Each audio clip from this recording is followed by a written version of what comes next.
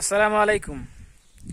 কখনো কখনো এমন সব প্রশ্ন এসে পড়ে যখন আপনি হ্যাঁও বলতে পারেন না, আবার নাও বলতে পারেন না। তো আমি আপনাদেরকে ওরকম একটা প্রশ্ন জিজ্ঞেস করি, পারলে হ্যাঁ অথবা না এ উত্তর দেন।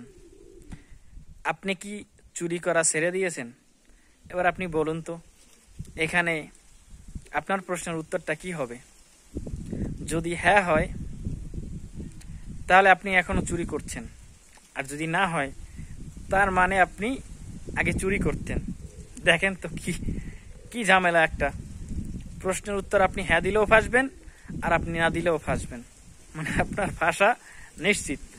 বাস্তব জীবনে এরকম কিছু পরিস্থিতি এবং কিছু মুহূর্ত তৈরি হয় যখন আপনি না সামনে যেতে পারেন না পিছনে যেতে পারেন, মানে আপনার ফাঁসাটা নিশ্চিত।